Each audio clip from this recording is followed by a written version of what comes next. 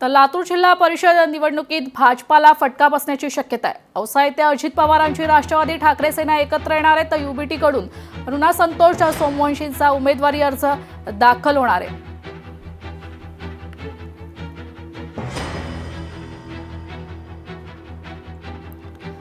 लातूर जिल्हा परिषद पंचायत समितीच्या सार्वत्रिक निवडणुकीला सुरुवात झाली असून लातूर जिल्ह्यात अनेक पक्षाची युती झाली आहे, तर अनेक पक्ष स्वतंत्र निवडणुका लढवत आहेत। अशातच औसा तालुक्यातील हसेगाव लोदगा गटातून शिवसेनेचे अरुणा संतोष सोमवंशी या उमेदवाराला राष्ट्रवादी अजित पवार गटाचा जाहीर पाठिंबा दिला आहे।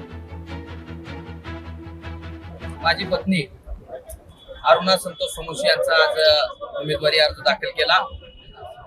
हे उमेदवारी अर्ज दाखल करत असताना मी त्या भागातला सर्वसामान्य कार्यकर्ता असल्यामुळे, त्या भागाची नाळ मला माहित असल्यामुळे, विकासाचं व्हिजन डोक्यासमोर असल्यामुळे राष्ट्रवादी काँग्रेस अजित पवार साहेबांच्या राष्ट्रवादी काँग्रेस पक्षाने त्याचे जिल्हाध्यक्ष डॉक्टर अफसर बाबा शेख यांनी आणि लोकनियुक्त नगराध्यक्ष यांनी मला आज पाठिंबा जाहीर केला।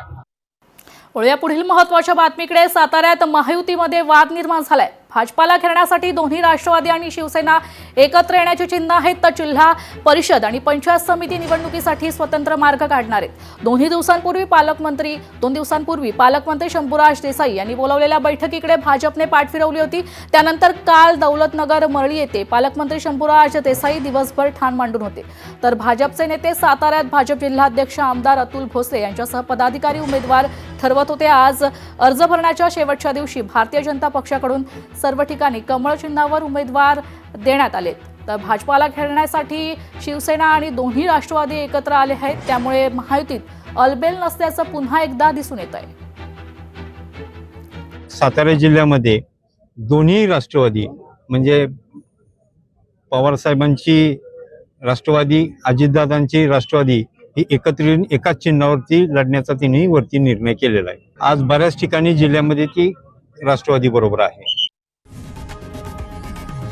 लोकशाही मराठी ऐका, पहा, जागरूक रहा।